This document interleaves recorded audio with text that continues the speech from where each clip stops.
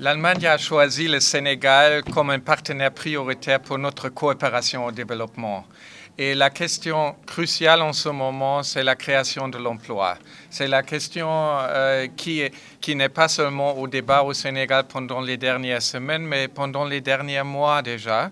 Et nous trouvons qu'il faut utiliser chaque instrument pour essayer d'assister ce pays pour son émergence. Et nous avons trouvé, ou nous sommes très heureux d'avoir un instrument qui s'appelle Investissement pour l'emploi, c'est-à-dire c'est un instrument nouveau qu'on va utiliser dans certains pays du continent africain, pays qui sont des partenaires de notre projet Compact with Africa. C'était une initiative du G20.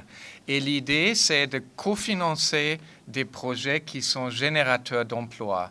Alors, au cœur de toutes nos interventions de la partie de la KfW, notre coopération financière, mais aussi à partir de notre coopération technique, c'est la création d'emplois ici, qu'il y a plus de valeur ajoutée produite ici au Sénégal. Et nous espérons que cette initiative va apporter un très bon résultat à nos efforts. Comme c'est un projet nouveau, on a accordé dans cette année pour le Sénégal un montant de 20 millions d'euros. C'est pour cofinancer des projets.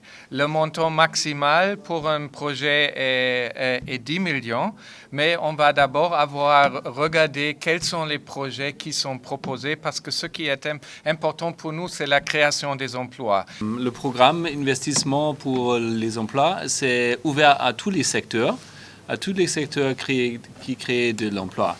Ça veut dire par exemple l'agriculture, mais aussi l'industrie et vraiment tous les secteurs créent beaucoup d'emplois. Et il n'y a pas de limites, il n'y a que des limites sur l'environnement ou des choses sociales. Ça doit être tout bien réglé, mais en tout cas, il n'y a pas de limites des secteurs. Et la sélection est faite dans une comité indépendante avec notre consultant Invest for Employment.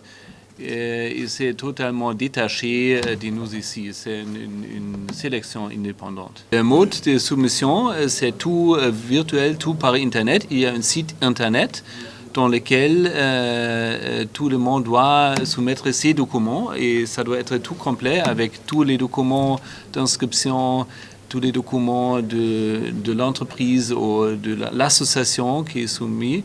Et cette soumission est ouverte d'aujourd'hui à 18 d'avril. Et bon, après commence la sélection, mais c'est ouvert à tout le monde. Et bon, on doit suivre les critères qui sont inscrits dans le site. Et avec ça, tout le monde a accès à travers le site internet pour la soumission.